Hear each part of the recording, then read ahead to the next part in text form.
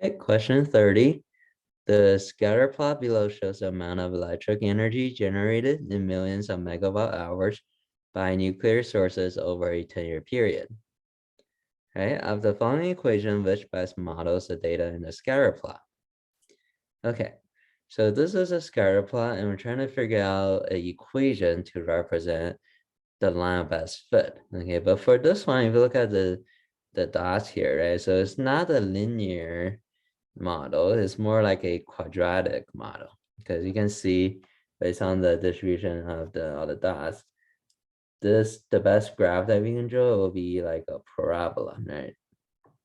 So it'd be like a U-shaped graph, right? Probably something like that. Okay, it should work.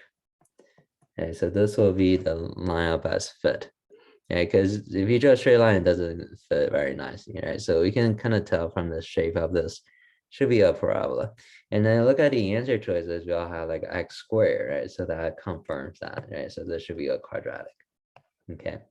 So pretty much we're trying to figure out the equation of this line best fit.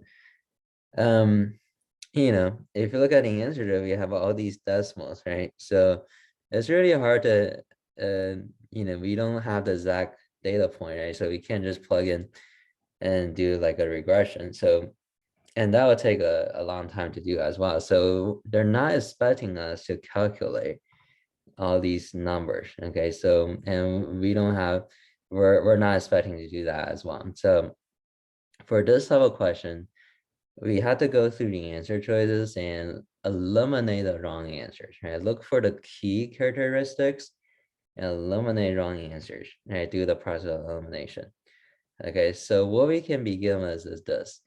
So say the graph here, it opens, right? If you look at parabola, it opens which way? It opens down, right? This graph opened down. So if it opens down, you see, look at all these equations, these are in the standard form. Okay, the standard form of a quadratic equation, ax squared plus bx plus c. So if the graph opens down, then the a value have to be a negative number. Okay, so the graph opens down, a value is negative. If it opens up, a will be positive.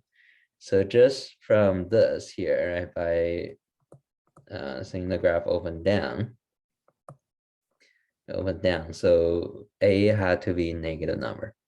All right, so the number doesn't matter. We don't have to worry because it seems like they all have 1.674. So we don't have to worry about how they come up with that. We know it's going to be, have to be negative. So we eliminate the positive one. Okay, so you eliminate A and C just because the A value should be negative and not positive. Okay. Now, if you look at B and D, right, if we're going to graph, right, based on equation, it will be kind of difficult to do. So what we can do next is the next place that we can look for is the y-intercept. Okay, so what happens is if we plug in 0 for x, that'll give us a y-intercept. And see, based on the drawing here, we see our y-intercept should be around 740-ish. And it's definitely positive 740. Right, so definitely a positive 740 for the y-intercept. Okay, so not a negative, right? So if you look at B and D, the C value, that would be the y-intercept of the parabola. Okay, the C value is a y-intercept. So we have a positive 740, so which answer choice will be correct?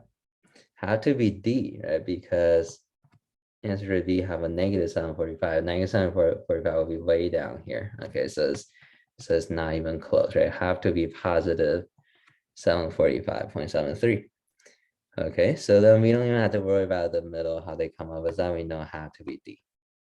Okay, so that should be our final answer. So for a question like this, always do the process of elimination and look for the key characteristics. So for a quadratic equation, the A value and the C value will be the easiest to tell usually.